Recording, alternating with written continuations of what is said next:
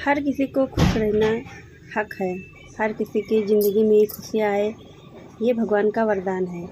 लेकिन कुछ लड़कियां ऐसी हैं जो अपने पति को शादी तो करती हैं, लेकिन शादी के बाद वो किसी और के चक्कर में अपने पति की ज़िंदगी हराम कर देती हैं। अपना जाके मायके में बैठती हैं और उनसे महीने महीने पे पैसा ऐंठती रहती हैं। और सरकार लड़कियों की बात सुनता है, लड़कों की बात नहीं सुनता है। और भाई उनकी भी ज़िंदगी है और लड़कों की बात सुननी चाहिए, खाली लड़कियों की बात नहीं सुननी चाहिए। और कोर्ट में हमेशा लड़कियों की पक्ष लिया जाता है, लड़कों का पक्ष कब लेंगे? सरकार तो हमेशा लड़कियों को आगे देखता है। और लड़के कहाँ जाएं झूठी केस में? इसीलिए लड़कियां झूठी केस में पतियों को फंसा के और पैसा ऐंठती रहती हैं। उसको अगर अपने पति के साथ में नहीं रहना है तो फिर तलाक दे पति को। और अगर पति उसको नहीं रखना चाहता है तो फिर पति नहीं रखेगा ना उसको। जो लड़कियां दूसरे के चक्कर में दूसरे के लिए अपना पति छोड़ के चली गई है, वो आदमी फिर अपने पत्नी को कैसे रखेगा?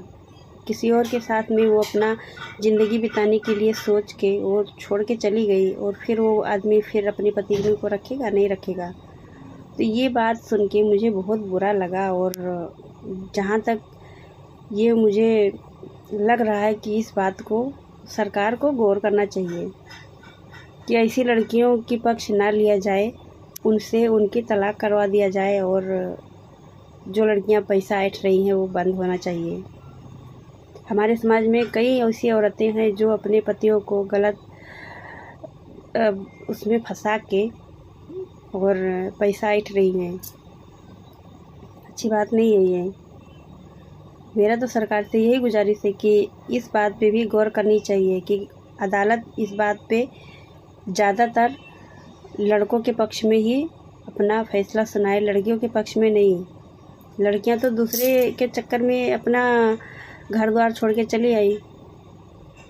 और वो आदमी से पूछो जिसके घर से रोज़ पैसा जाता है महीने महीने पे, और उसकी ज़िंदगी भी भाई ख़राब कर दिया, उसका घर भी नहीं बसने दे रही है, ना अपना घर बसा रही है।